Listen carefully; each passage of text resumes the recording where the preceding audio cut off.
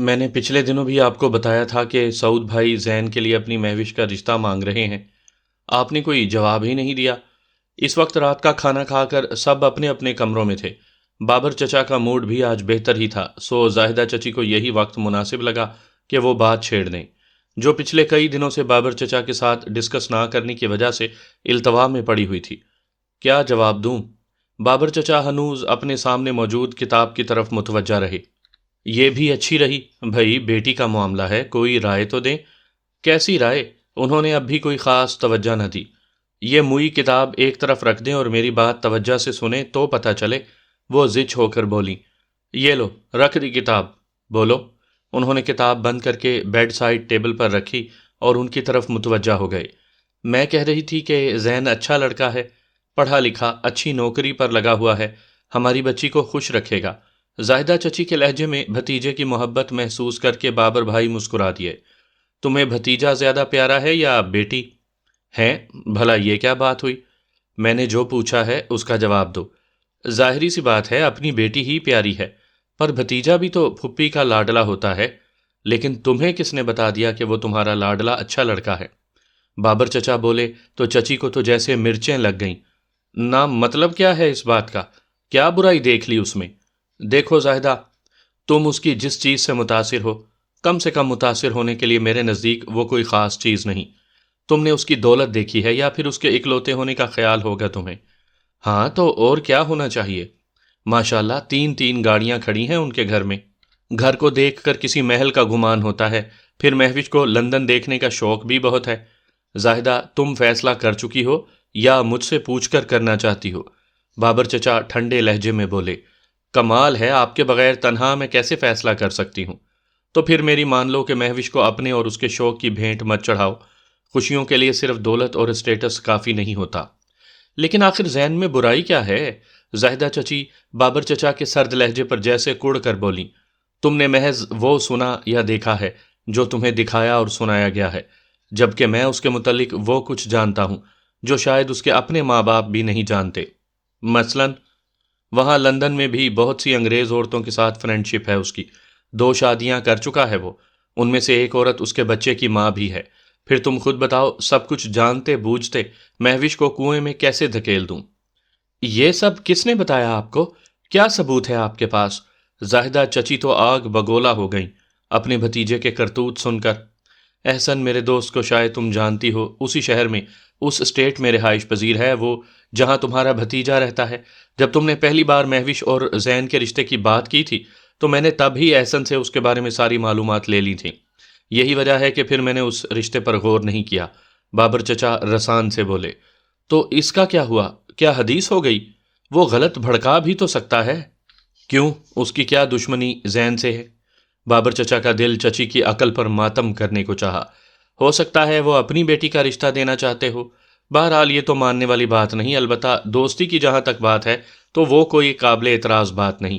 چچی نے ان کا اعتراض سرے سے ہی مسترد کر دیا۔ بھتیجے کی محبت کی پٹی آنکھوں سے اتار کر دیکھو، بالفرض محال ایسا ہے بھی جیسا تم کہہ رہی ہو، تب بھی رنگ رنگ کی عورتوں سے دوستی کرنے والے شخص کا کیا اعتبار؟ کل کو اسے کوئی زیادہ پسند آ جائے اور وہ اسے اپنے گھر پر لے آئے، پھر مہوش کا کیا بنے گا؟ کوئی بھی ایسا نہیں، رنگ رنگ کی عورتوں کو مرد گھر سے باہر ہی رکھتا ہے، گھر والی کا رتبہ ہر ایک کو نہیں دیا جاتا۔ زاہدہ، بحث مت کیا کرو، مہوش میری بیٹی ہے اور اس کی زندگی کا فیصلہ میں سوچ سمجھ کر کروں گا۔ میں کسی آوارہ بدگماش شخص سے اپنی بیٹی کا رشتہ طے نہیں کروں گا۔ بابر چچا چچی کی بحث سے تنگ آ کر ذرا بلند آواز میں بولے، بابر آپ ناراض کیوں ہو رہے ہیں؟ مہوش آپ کی بیٹی ہے تو کیا میری کچھ نہیں لگتی؟ میں ماں ہوں اس کی، اس کے مستقبل کے بارے میں غلط فیصلہ کیسے کر سکتی ہوں؟ چچی رسانیت سے بولی، لیکن یہاں تمہارا فیصلہ ٹھیک نہیں ہے، اسی لیے میں بول پڑا ہوں۔ آج تک اس گھر میں ہونے والے ہر فیصلے کی خود مختاری تمہیں دی ہوئی تھی کہ یقین تھا کہ گھر اور گھرستی کو سمجھنے والی عورت ہو، لیکن یہاں مجھے مداخلت کرنی پڑے گی کیونکہ یہ مہوش کی ساری زندگی کا معاملہ ہے۔ بابر چچا ضبط اور تحمل کا مظاہرہ کر رہے تھے۔ آخر خرابی کیا ہے ذہن میں؟ زاہدہ چچی کی فطری ہٹ دھرمی عود آئی تھی۔ جب وہ کوئی فیصلہ کر کے اس پر قائم ہو جاتی تھیں تو پھر مد مقابل کو زیر کرنے کی خاطر بحث و تکرار تک پہنچ جاتی تھی۔ ابھی بتایا نہیں تمہیں؟ طوائفوں جیسی عورتوں کے ساتھ دوستیاں ہیں اس کی، جن لوگوں میں اس کا اٹھنا بیٹھنا ہے وہ اچھے لوگ نہیں۔ تو یہ کوئی اتنی قابل اعتراض بات بھی نہیں، جوانی میں سبھی ایسی حرکتیں کرتے ہیں، بعد میں خود ہی سدھر جاتے ہیں۔ چچی کی لاپرواہی دیدنی تھی، بابر چچا کا تو خون ہی کھول اٹھا۔ کیا مطلب ہے تمہارا؟ یعنی اس میں کوئی قابل اعتراض بات ہی نہیں؟ زاہدہ بیگم ایک آوارہ مزاج شخص کو اپنی بیٹی کا رشتہ دے دینا تمہاری لیے لائق داد اور تحسین ہوگا، لیکن میرے لیے نہیں۔ لیکن میں مہوش کی شادی وہیں کرنے کا ارادہ کر چکی ہوں۔ جب تم فیصلہ کر چکی ہو تو میرا مشورہ، میری رائے کس لیے مانگ رہی ہو؟ زاہدہ بیگم، اولاد کوئی کھلونے نہیں ہوتے جنہیں جہاں جی چاہے اٹھا کر رکھ دو۔ ان کی زندگیوں کے فیصلے بہت سوچ سمجھ کر کرنے ہوتے ہیں، جبکہ تم تو مجھے آنکھوں دیکھی مکھی نگلنے کو کہہ رہی ہو۔ بابر، میں نے کہہ دیا مہوش کی شادی وہیں ہوگی۔ چچی کے حتمی لہجے کو محسوس کر کے بابر چچا بھڑک اٹھے۔ تمہاری عقل پر تو پتھر پڑ گئے ہیں زاہدہ بیگم، بھتیجے کی محبت میں بیٹی کی زندگی تباہ کرنے پر تل گئی ہو تم۔ لیکن میرے حواس ابھی سلامت ہیں، میں یہ رشتہ ہرگز نہیں ہونے دوں گا۔ وہ دونوں ایک دوسرے کے مخالف ڈٹے ہوئے تھے، لہجوں کی تلخی آواز کے مد و جزر کو بلند کرتی گئی۔ فواد، مہوش اور شاہزان ان کی آوازیں سن کر اپنے کمروں سے نکل آئے۔ ان کے کمرے کے دروازے میں کھڑے وہ ان دونوں کو دیکھ رہے تھے، لیکن ماحول کی کشیدگی کے باعث ان میں سے کسی نے بھی آگے بڑھ کر مداخلت کرنے کی کوشش نہیں کی۔ بابر چچا کا مسلسل انکار چچی کو مزید اشتعال دلا رہا تھا۔ میں سمجھ سکتی ہوں کہ مہوش وہاں خوش رہے گی۔ بالکل، تم صحیح کہہ رہی ہو۔ جب تمہارا بھتیجا رنگ رنگ کی عورتوں کے پاس جائے گا تو مہوش کی زندگی واقعی بہت خوشگوار ہو جائے گی۔ اس سے بہتر نہیں کہ اسے کسی اندھے کنویں میں پھینک دو۔ بابر چچا طنزیہ لہجے میں بولے۔ آپ یہ کہنا چاہتے ہیں کہ میں مہوش کی دشمن ہوں؟ میں اس کی زندگی تباہ کرنا چاہتی ہوں؟ چچی کھردرے لہجے میں بولی۔ میں مزید کچھ نہیں کہنا چاہتا سوائے اس کے کہ میں مہوش کی شادی ہرگز زین جیسے بے کردار شخص سے نہیں ہونے دوں گا۔ جن دنوں آپ رنگ برنگی عورتوں کے پاس جاتے تھے ان دنوں کردار کا یہ معیار کہاں تھا؟ وقت کتنا گزرا ہے آپ کو وہ سب چھوڑے ہوئے؟ کبھی میرا یا ان بچوں کا خیال نہیں کیا آپ نے؟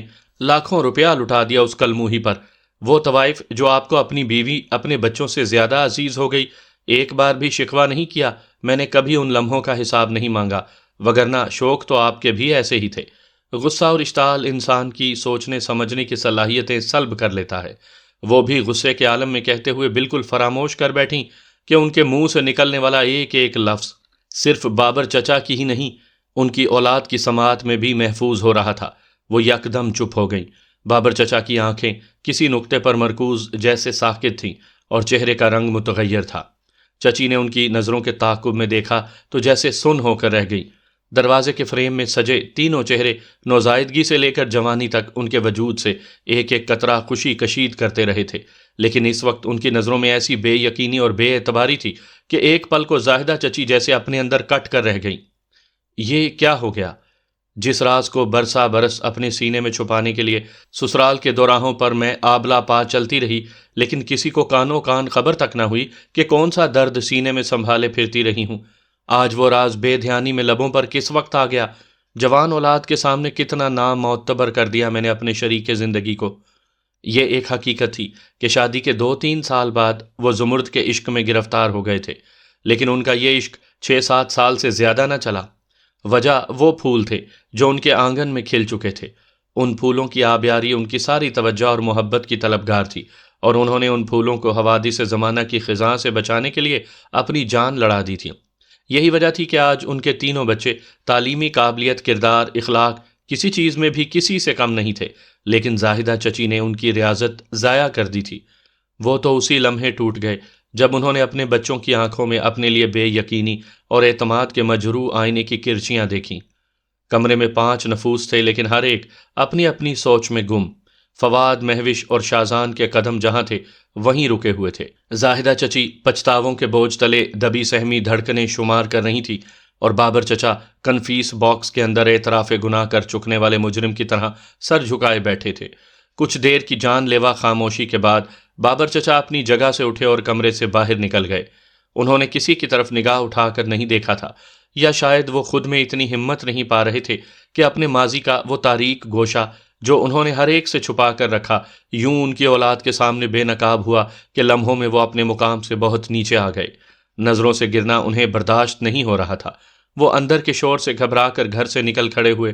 ماحول میں قدرے خنکی سی تھی، وہ پیدل چلتے گئے۔ باہر کے سناٹے نے اندر موجود شور کو جیسے اور شوریدہ سا بنا دیا تھا۔ جانے ان کے قدموں نے کتنی مسافت طے کی، گھر کہیں بہت پیچھے رہ گیا جو کبھی ان کے لیے جائے پناہ، جائے امان تھا، لیکن آج عدالت کے کٹہرے کی طرح بے حس واقعہ ہوا تھا۔ وہ گھر، اس گھر کے مکین بہت دور رہ گئے تھے۔ چلتے چلتے انہیں محسوس ہوا جیسے پیروں میں سکت نہ رہی ہو، شاید آبلے بن چکے تھے یا پیروں کے تلوے چھل گئے تھے، ٹانگوں میں جان نہ رہی تھی۔ انہوں نے سر اٹھا کر ارد گرد دیکھا، بالکل خاموش فضا، وہ شہر سے غالباً باہر نکل آئے تھے۔ دور تک جاتی خاموش سڑک اور اس کے ارد گرد لگے بلند و بالا درخت۔ اندھیرا بہت گہرا ہو چکا تھا، شاید رات کا پہلا پہر اختتام پذیر تھا۔ وہ جیسے تھکن کے آگے ہتھیار ڈالتے ہوئے سڑک کے کنارے لگے درخت سے ٹیک لگا کر نیچے گھاس پر بیٹھ گئے۔ جیب سے سگریٹ کی ڈبی نکال کر ایک سگریٹ نکال کر ہونٹوں میں دبائی اور سلگا کر گہرے گہرے 2-3 کش لیے۔ کیا محض چند جملوں سے زندگی کی تمام محنت رائے گاں جا سکتی ہے؟ کیا لفظوں میں اتنی طاقت ہوتی ہے جو یوں ریاضت کو بے ثمر کر کے رکھ دے؟ زمرد، تمہاری محبت کو ٹھکرانے کی سزا مجھے اور کس کس صورت میں ملے گی؟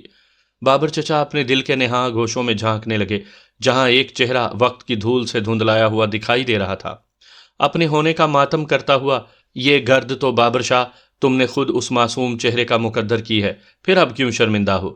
بابر چچا نے اس گدلے آئینے میں عکس کی طرح جھلملاتے اس دھندلے کو دیکھتے ہوئے چہرے کو دیکھتے ہوئے خود کلامی کی۔ آنکھوں کے آگے سیاہ چادر حائل ہو گئی، پھر اس چادر پر روشنی جھلملانے لگی اور اس روشنی میں کچھ سائے سے متحرک ہو گئے۔ زمرد، محفل اپنے پورے جوبن پر ہے، گھنگرو باندھ لو، بڑی آپا گاؤ تکیے سے ٹیک لگاتے ہوئے بولی۔ آپا چند منٹ ٹھہریے۔ زمرد کی بے چین نگاہیں بیرونی دروازے پر ٹکی ہوئی تھیں۔ ارے کاہے چھمک چلو، کس کا انتظار ہے ری؟ پان چباتا ہوا کوئی سیٹھ نشے میں ڈوبی آواز میں بولا۔ کچھ نہیں سیٹھ صاحب، بس محفل شروع کیے دیتے ہیں، بڑی آپا عاجزی سے بولی۔ غالباً کوئی موٹی آسامی تھا وہ شخص۔ زمرد، مجرا شروع کرو، طوائفوں کو انتظار راس نہیں آتا، کوٹھے میں رہتی ہو تو یہاں کے اصول بھی سمجھو۔ بڑی آپا کے لہجے میں محسوس کی جانے والی سختی سے مجبور ہو کر زمرد نے گھنگرو باندھ لیے۔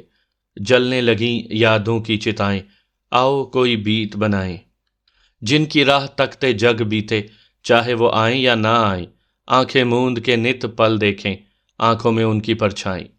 وہ آنکھیں بند کیے خود فراموشی کی کیفیت میں رقص کر رہی تھی، تماش بینوں پر جیسے سختہ سا طاری ہو گیا تھا۔ گیت کے بول تھے یا اس کے دل کی آواز، جذبوں کی تمام تر شدتیں ایک محور پر جمع ہو کر پکار اٹھی تھیں، اور گوہر مقصود نے در پر قدم رکھا۔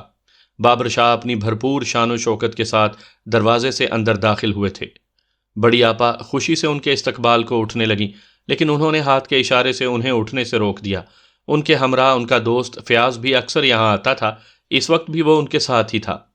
انہوں نے اس کے ہاتھ سے بریف کیس لے کر کھولا، 100 کے نوٹوں کی گڈیاں نکالیں اور زمرد پر نچاور کر دیں۔ کڑکڑاتے ہوئے نوٹوں کی چمک سے جہاں بڑی آپا کی آنکھوں میں مسرت سر آئی تھی، وہیں زمرد کی بند پلکیں ایک جھٹکے سے کھلی تھیں۔ انتظار کا نتیجہ اس قدر سرور انگیز ہوتا ہے، طمانیت خمار بن کر اس کے پورے وجود پر چھا گئی تھی۔ طبلے کی تھاپ نے لے بدلی، گھنگرو ایک پل کو رکے، زمرد کی خمار آلود نگاہوں نے جھک کر بابر شاہ کی قدم بوسی کی، اور پھر نئی تال پر رقص شروع ہو گیا۔ اپنے دردوں کا مکٹ پہن کر بے دردوں کے سامنے جائیں، جب رونا آئے مسکائیں، جب دل ٹوٹے دیپ جلائیں، پریم کتھا کا انت نہ کوئی، کتنی بار اسے دہرائیں، پریت کی ریت انوکھی ساجن، کچھ نہ مانگیں سب کچھ پائیں، فیض ان سے کیا بات چھپی ہے، ہم کچھ کہہ کر کیوں پچھتائیں۔ رقص ہوتا رہا، گیت گائے جاتے رہے، رات بھیگتی رہی، سازوں کے تھمتے ہی تماش بین اٹھ کر جانے لگے، کچھ روشن شبستانوں میں تاریکیوں کی آغوش میں سمٹتے چلے گئے۔ وسیع و عریض کمرے کے فرش پر پھول کی پتیوں اور نوٹوں کا ایک ڈھیر لگا ہوا تھا۔ بے ترتیب گاؤ تکیوں اور شکن آلود چادروں نے کمرے کی حیت ہی بگاڑ دی تھی۔ زمرد نے گھنگرو اتار کر ایک طرف رکھے اور سہج سہج قدم اٹھاتی بابر شاہ کے قریب آ گئی۔ اس کی آنکھوں کی لو دیتے جذبوں کے آگے بابر شاہ نے ہمیشہ خود کو بے بس سمجھا تھا۔ فیاض کو بریف کیس تھما کر انہوں نے اسے باہر گاڑی میں بیٹھنے کے لیے کہا، وہ چلا گیا۔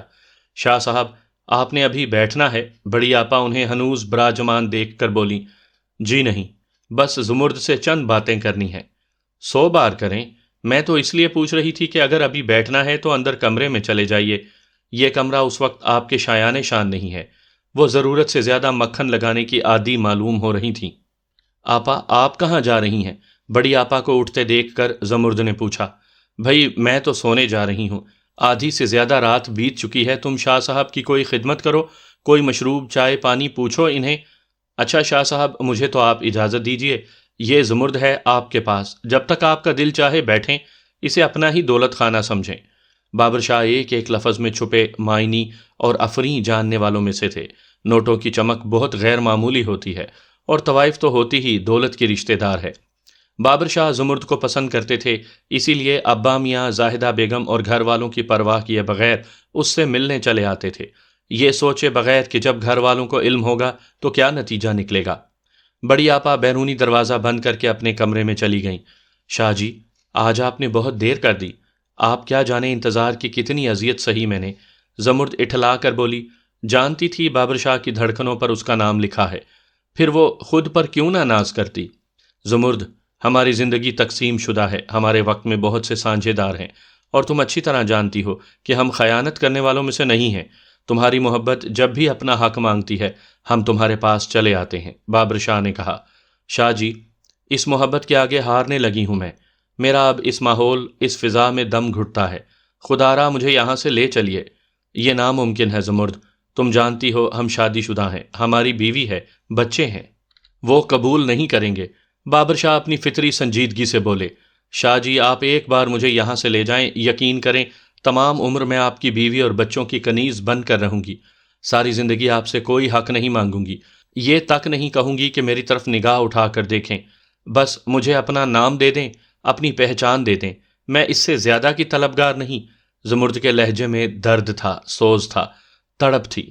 بابر شاہ کے دل میں اس کا دکھ بہت خاموشی سے در آیا۔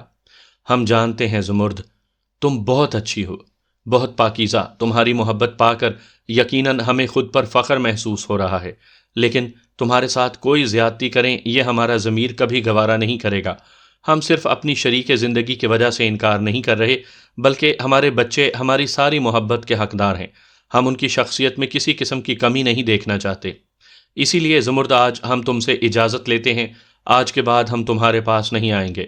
گزشتہ سالوں کی رفاقت ایک حسین یاد بن کر ہمارے دل میں رہے گی، ہم تمہیں ٹھکرا نہیں رہے، باخدا تم ایسا کچھ مت سمجھنا۔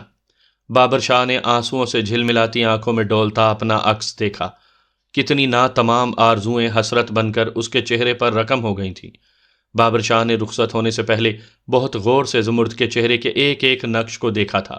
اپنے اندرونی جذبات سے مغلوب ہو کر انہوں نے زمرد کی سبیح پیشانی چومی تھی اور وہاں سے رخصت ہو گئے۔ 7 سالوں میں یہ محبت کا پہلا لمس تھا جس سے وہ دونوں آشنا ہوئے تھے، لیکن اس کے بعد ان کے راستے جدا تھے۔ ایک آبلہ پائی کا طویل سفر زمرد کا مقدر کر کے انہوں نے پھر پلٹ کر اس کی طرف دیکھا بھی نہیں کہ وہ بیمار وفا جیتی بھی ہے یا مر گئی۔ انگلیوں پر جلن کا احساس ہوا تو وہ جیسے چونک گئے۔ سگریٹ سلگ سلگ کر ختم ہو چکا تھا، بالکل ان کی محبت ان کی زمرد کی طرح۔ انہوں نے فلٹر پھینک دیا اور اٹھ کھڑے ہوئے۔ کتنے ماہوں سال چند لمحوں میں سمٹ کر آ گئے۔ تمہارا دل ٹوٹ گیا تو بچا میرے پاس بھی کچھ نہیں۔ تمہیں بیچ راستے پر چھوڑ کر تمہارا شاہ جی وہ بھی کب منزل پر پہنچ سکا۔ تم جیتے جی مر گئیں زمرد، اور میں مر مر کر جیتا رہا۔ کتنا بوجھ تھا میرے دل پر تمہاری وفاؤں کا، مگر میں نے وہ بوجھ کسی مردہ لاش کی طرح دل میں دفنا دیا، اور جس شریک زندگی کی خاطر میں نے تمہارے پندار وفا کو ٹھیس پہنچائی، میں اس کا بھی کب بن سکا۔ جن بچوں کے لیے میں خود کو منقسم ہونے سے بچاتا رہا، میرے حصے میں ان کی بے اعتباری آئی، میں تو بے گناہی دار پر چڑھا دیا گیا۔ زمرد، آج سوچتا ہوں سب کچھ چھوڑ دیتا، بس تمہارا دامن محبت میرے ہاتھ میں ہوتا تو شاید آج میں یوں لٹا ہوا خالی دامن خالی ہاتھ نہ ہوتا، میری زندگی جنت ہوتی۔ تمہاری وفائیں مجھے میرے ہونے کا احساس دلاتی تھیں، اور اب ان لمحوں میں جب میں ہونے اور نہ ہونے کے بیچ مصلوب ہوں تو تم کہاں ہو؟ کیا تمہارا دامن محبت بھر سے میرے لیے وسیع نہیں ہو سکتا؟ کیا اب بھی تمہاری وفائیں میرے نام نہیں ہو سکتی؟ وہ سر جھکائے کسی ہارے ہوئے جواری کی طرح اپنے ہی نقش قدم پر پاؤں دھرتے واپسی کے راستے پر ہو لیے تھے۔ زندگی کے اس جوئے میں وقت نے آخری پتہ شو کر دیا تھا اور ان کے حصے میں ہار آئی تھی۔ وہ واپس پلٹ رہے تھے اس ہار سمیت کہ جو لوگ شکست کھا کر ٹوٹ جاتے ہیں، زندگی ان کے لیے صرف جہنم بن کر رہ جاتی ہے، اور وہ شکست کھا کر ٹوٹنے والوں میں سے نہیں تھے، وہ ان لوگوں میں سے تھے جو تیروں کے مقابل اپنا جگر آزماتے ہیں، اور وقت نے ابھی ان کے لیے اپنے ترکش میں کچھ تیر بچا کر رکھے ہوئے تھے۔ سامعین کرام، آپ سن رہی ہیں ایک رومانوی اردو کہانی جس کا نام ہے اسیر موسم ہجراں۔ یہ اس سلسلے کی قسط نمبر 10 ہے۔ مجھے امید ہے آپ کو میری یہ کاوش پسند آ رہی ہوگی۔ آپ نے اگر ابھی تک میرا چینل کہانی گھر سبسکرائب نہیں کیا تو ابھی میرے چینل کو سبسکرائب کر کے بیل نوٹیفیکیشن آن کر لیجئے تاکہ آنے والی ہر نئی کہانی کی اطلاع بر وقت آپ تک پہنچ سکے۔ آج کالج کی چھٹی تھی، سو مسرت جہاں شینا بھابھی کے ساتھ کچن میں مصروف تھیں۔ صبح صبح انہوں نے صابرہ کے ہمراہ پورے گھر کی خوب اچھی طرح جھاڑ پونچھ اور صفائی کی تھی۔ دن کے کھانے سے کچھ دیر پہلے ابا میاں اور بابر بھائی بھی واپس آ گئے تھے۔ گاڑی کا کافی نقصان ہوا تھا، لیکن شبیر حسین شاہ مالی نقصانات کو کم ہی خاطر میں لاتے تھے۔ مسرت جہاں نے رسٹ واچ پر نگاہ دوڑائی، 1 بجنے والا تھا۔ ان کی منتظر نگاہیں کچن کی کھڑکی کے اس پار گیٹ کی طرف اٹھیں اور واپس پلٹ آئیں۔ کیا بات ہے، کسی نے آنا ہے؟ شینا بھابھی نے ان کی نظروں کی چوری پکڑ لی۔ نہیں تو آنا کس نے ہے؟ مسرت جہاں جلدی سے بولی۔ میں نے سوچا شاید تمہاری کسی دوست نے آنا ہے، صبح سے تمہاری ان گھریلو مصروفیات سے میں نے اندازہ لگایا۔ شینا بھابھی چکن کڑھائی کا مسالہ چکھتے ہوئے بولی، بریانی تمہارے ذمے ہے اماں بی کے طریقے سے بنانا، ورنہ ہم سب تو مارے مروت کے کھا ہی لیں گے۔ شاکر نے ریکارڈ لگا دینا ہے تمہارا۔ اب ایسی بھی نکمی نہیں ہوں، مانا کہ آپ جیسی بھابھیوں کی نندیں عموماً کوری رہ جاتی ہیں، لیکن اماں بی نے سب کچھ سکھایا ہے مجھے۔ مسرت جہاں دیگچی چولہے پر رکھتے ہوئے بولی۔ 1 گھنٹہ مزید گزر گیا۔ کھانا تیار تھا سو ٹیبل پر لگا دیا گیا۔ گھر کے سبھی افراد کھانے پر جمع تھے۔ آپس کی باتوں کے دوران کھانا کھانے کے بعد ابا میاں نے قہوے کی فرمائش کر دی۔ صابرہ نے برتن اٹھا لیے اور قہوہ تیار کرنے کچن سدھار گئی۔ بڑے شاہ جی، باہر کوئی آدمی آپ سے ملنے آیا ہے، مالی فضل الہی نے ڈائننگ روم میں جھانک کر کہا۔ مسرت جہاں نے چونک کر سر اٹھایا۔ کون ہے؟ نام نہیں پوچھا اس کا؟ شبیر حسین شاہ بولے۔ پوچھا تھا جی، پر مشکل سا نام تھا، ذہن سے اتر گیا ہے۔ مالی فضل نے شرمندگی سے سر جھکا کر کہا۔ شبیر حسین شاہ مسکرا دیے۔ تمہارا بھی کوئی جواب نہیں فضل الہی، شکر ہے تمہیں اپنا نام یاد رہتا ہے۔ بہرحال اسے ڈرائنگ روم میں بٹھاؤ، ہم آتے ہیں۔ ان کی بات سن کر فضل الہی باہر نکل گیا۔ ابا میاں کون ہو سکتا ہے؟ اظہر چچا نے سوال کیا۔ کوئی بھی ہو، ملیں گے دیکھیں گے تو پتہ چلے گا کہ کون ہے۔ بہرحال تم لوگ آپس میں گپ شپ کرو، ہم ذرا جا کر ملتے ہیں۔ شبیر حسین شاہ اٹھ کر ڈرائنگ روم کی طرف چلے گئے۔ دروازے پر ہونے والے کھٹکے سے چونک کر اس نے سر اٹھا کر سامنے دیکھا اور صوفے سے اٹھ کھڑا ہوا۔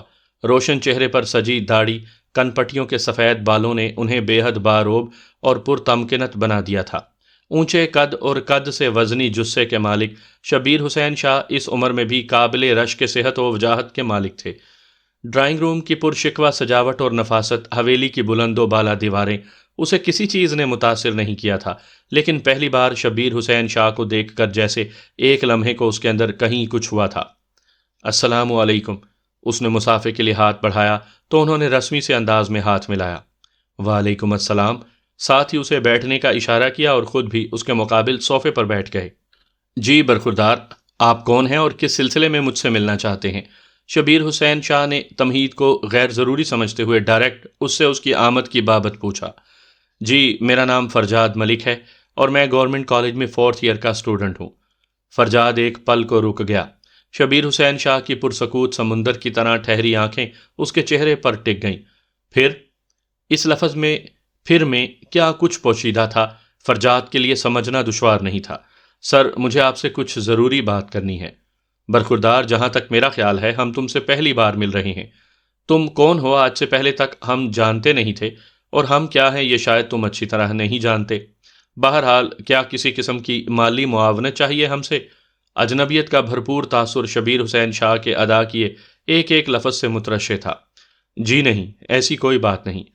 تو پھر کیا بات ہے؟ میرا خیال ہے شاہ صاحب کہ اپنا مدعا بیان کرنے سے پہلے میں اپنا تھوڑا سا تعارف کروا دوں تو شاید میری بات سمجھنے میں آپ کو زیادہ آسانی ہو۔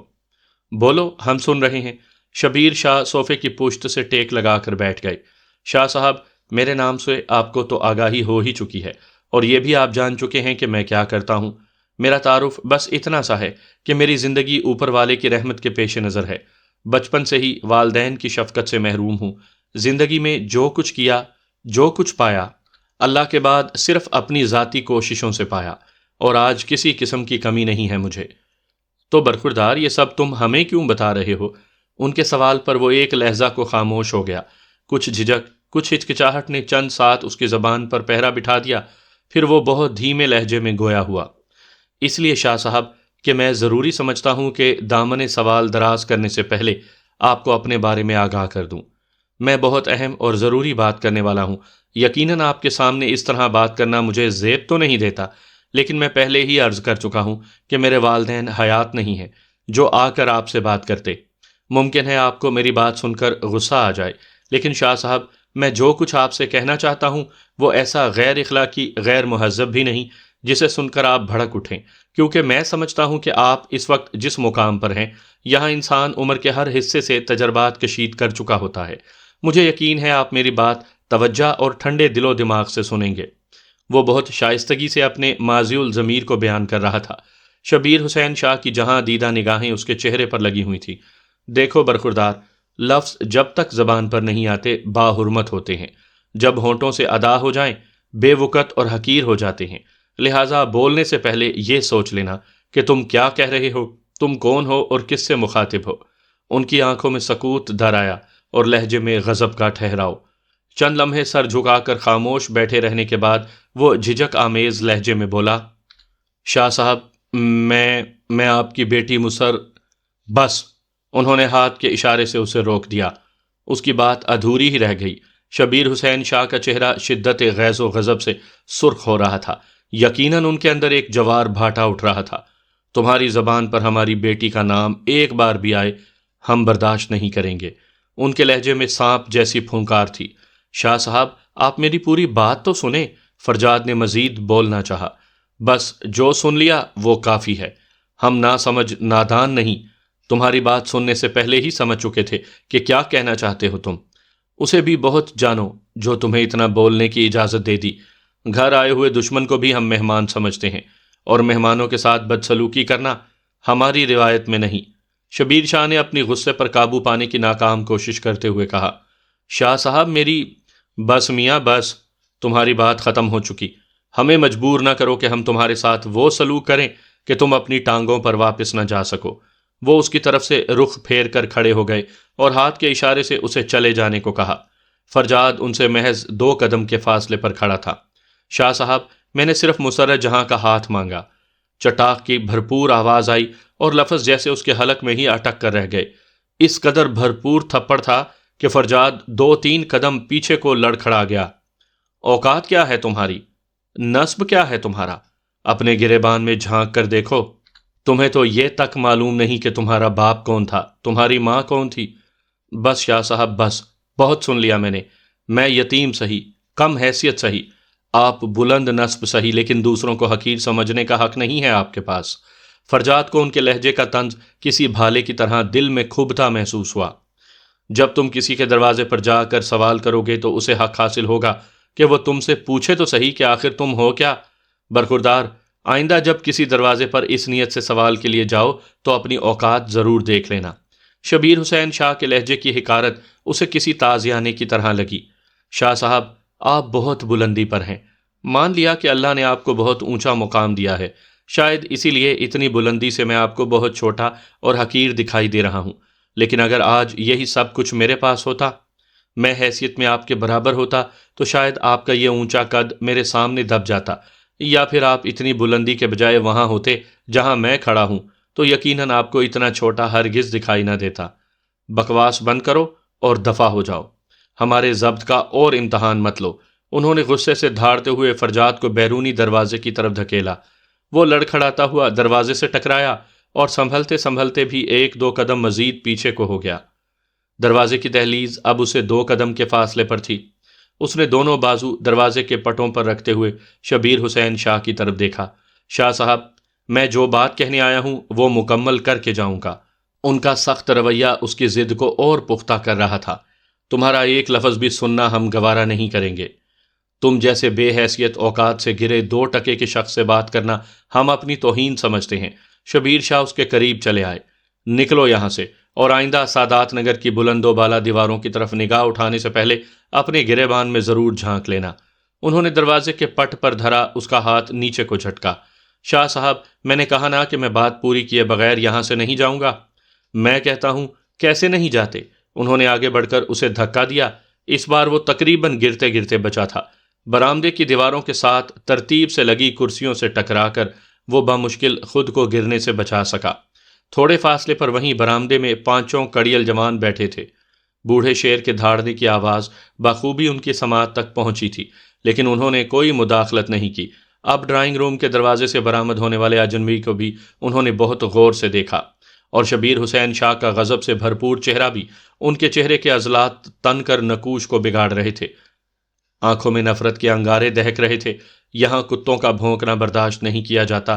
سادات نگر کا ایک اصول ہے کہ جو آنکھ اس گھر کی عزت کی طرف اٹھے نکال دو، اور تم ہماری عزت کے در پہ ہو، ہم کیسے برداشت کر سکتے ہیں؟ ان کے لہجے سے آگ بھڑک رہی تھی۔ اظہر، بابر، عارب، شاکر، شفقت، پانچوں معاملے کی سنگینی کو سمجھنے کی کوشش کر رہے تھے، لیکن کسی میں اتنی ہمت نہیں ہو رہی تھی کہ آگے بڑھ کر ابا میاں سے پوچھ لے۔